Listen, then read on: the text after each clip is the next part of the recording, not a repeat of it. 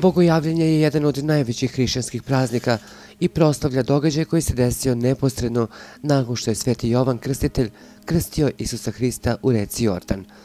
Prema predanju, u Bogojavljanskoj noći se otvorilo nebo i Sveti Duh je sišao u obliku golubice na Isusa Hrista i sa neba se čuo glas Boga: "Ovo je sin moj ljubljeni koji je po mojoj volji."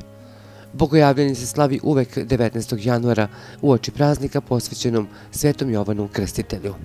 Na Krstovdan uoči Bogojavljanja vrši se veliko osvećenje vode u hramu ili porti hrama.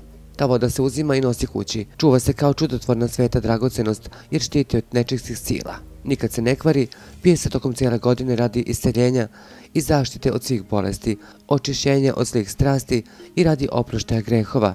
Vernici se na Bogojavljanje pozdravljaju rečima "Hristo se javi", a odpozdravljaju sa "Vaistinu se javi". Običaj je bio da neudate devojke stave ogledalce pod jastuk noć pred Bogojavljanje, jer se verovalo da će sanjati muškarca za koga će se udati. U nekim delovima Srbije je postojao i običaj da se zahvaćena bogojavljanska voda daje ostalim ukućanima da piju preko sekire kako bi se izbjegle svađe među njima tokom naredne godine. Većina običaja i obreda je bila podstaknuta željom za zdravlje, pa je bilo uobičajeno, a to može samo onaj ko je zdrav, da se izjutra pre izlaska sunca obavi ritualno kupanje u reci.